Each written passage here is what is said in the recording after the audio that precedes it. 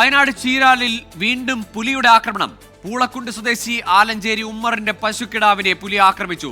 സുർജിത്ത് ഹൈപ്പത്ത് ചേരുന്നുണ്ട് വിശദാംശങ്ങളുമായി. സുർജിത്ത്, എപ്പോഴായിരുന്നു ഈ പുലിയുടെ ആക്രമണം? ഈ പ്രദേശത്ത് ഇങ്ങനെ പുലി ശല്യമുണ്ടെങ്കിൽ അതിനെ പിടികൂടാനോ അല്ലെങ്കിൽ അതിനെ തുരത്താനോ ഒന്നുമുള്ള നടപടികൾ അവിടെ ഉണ്ടായിരുന്നില്ലേ?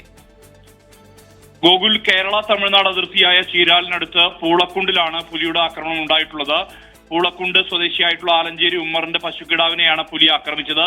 ഇന്ന് വൈകിട്ട് 7:30 കൂടിയാണ് ഈ സംഭവം ഉണ്ടായിട്ടുള്ളത്. വീട്ടുകാർ ബഹളം വെച്ചതിനെ തുടർന്ന് പുലി ആക്രമണത്തിൽ നിന്ന് പിൻവാങ്ങുന്ന ഒരു സ്ഥിതിയാണ് ഉണ്ടായിട്ടുള്ളത്. ഇന്നലെ രാത്രി മുതൽ പഴൂർ, ചീരാൽ, നമ്പ്യാർകുന്ന് മേഖലയിൽ പുലിശല്യം വീണ്ടും സജീവമായ സ്ഥിതിയുണ്ട്.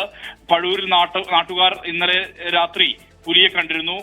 പിന്നീട് ചീരാൽ പരിസരത്ത് ഒരു നായയെ പുലി കൊല്ലുന്ന സ്ഥിതിയും ഉണ്ടായിരുന്നു. നമ്പ്യാർകുന്ന് ഭാഗത്തും പുലിയെ കണ്ടതിന്റെ ദൃശ്യങ്ങളും ഇന്ന് പുറത്തു വന്നു. ഇതിന് തുടർച്ചയായാണ് അല്പസമയം മുമ്പ് പൂളക്കുണ്ടിൽ പുലി എത്തിയത്. ഏതാനും ആഴ്ചകളായി തന്നെ പുലിയുടെ സാന്നിധ്യം ചീരാൽ, നമ്പ്യാർകുന്ന് പ്രദേശത്തുണ്ട്.